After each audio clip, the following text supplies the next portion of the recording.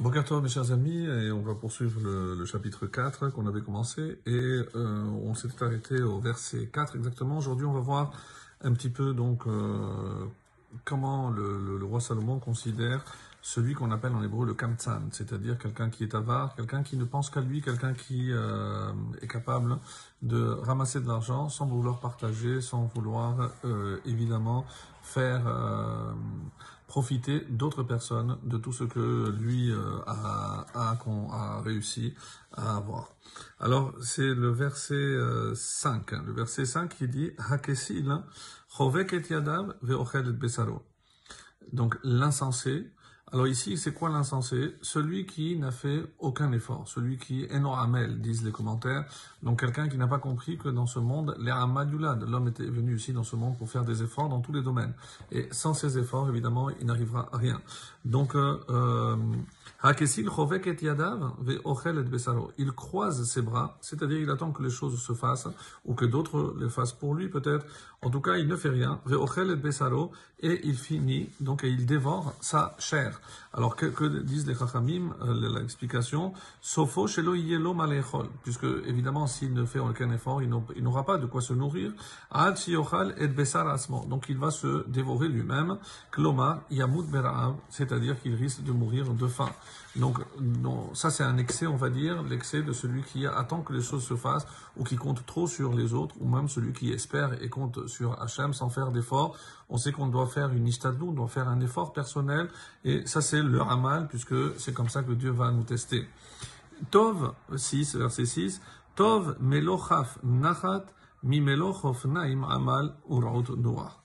Donc mieux vaut melochaf nachat, donc du repos plein le creux de la main, c'est-à-dire un tout petit peu de chalva, de sérénité, de repos, mimelo chofnaim amal, que de pleines poignées de travail, ou haute roar et de poursuite devant. Alors, ça c'est donc pour exprimer en quelque sorte, comme il dit ici, mais Asher melo kapaim sheusak be'amal redifat achar haruah sheno yachol lehasiga. Pourquoi?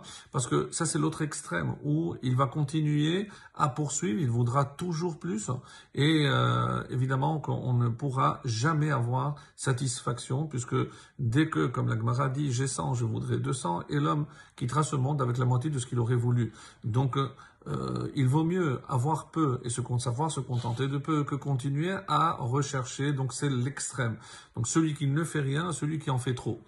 Et c'est pour ça qu'on arrive donc au verset 7 qui va parler justement de cette poursuite de la richesse. Veshavti ani va'er'e hevel tachat hashemesh. Et j'ai vu d'autre part une vanité sous le soleil. Les Chachamim ici, les différents commentaires expliquent de qui s'agit-il, précisément de celui qu'on va appeler en hébreu le kamtsan. Le kamtsan, c'est-à-dire quelqu'un qui est avare, quelqu'un qui a mais qui n'est pas prêt à partager, et c'est tout de suite ce que les deux versets suivants vont nous dire. Donc le verset 8, Yesh echad ve'en sheni. Il y a quelqu'un, echad, de seul, ve'en sheni, et sans second, sans quelqu'un d'autre, sans une personne. Gam ben enlo, gam ben va'ach enlo. Il n'a ni fils ni frère. Ve'en ketz lekol amalo, et il n'y a pas de fin à tout son travail. C'est-à-dire, il ne s'occupe de personne, il ne s'occupe pas des proches qui sont avec lui, ça veut dire que c'est de frères ou de fils, parce qu'il ne fait que pour lui, il ne cherche pas à faire du bien à autrui, et même les plus proches. Donc, et il n'y a pas de fin à son travail.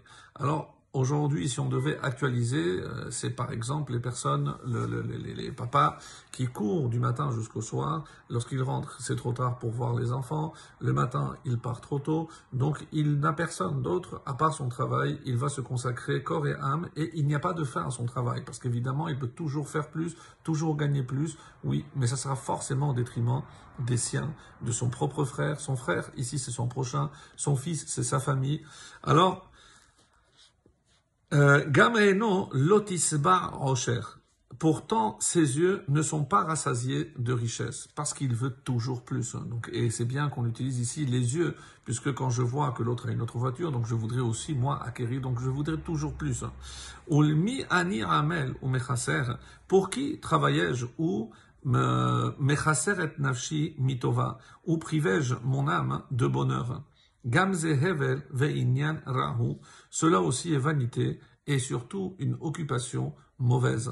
Parce que au final, il manquera toujours, mon âme ne sera jamais rassasiée, mes yeux ne seront jamais rassasiés, et au final, je me rendrai compte au bout du chemin que je n'ai pas profité de tout ce que j'avais autour de moi dans cette poursuite toujours de richesse. Alors, prenons cette leçon de quelqu'un qui est considéré comme parmi les plus intelligents, mais aussi les plus riches qui ont jamais existé. C'est évidemment le roi Salomon. Excellente journée.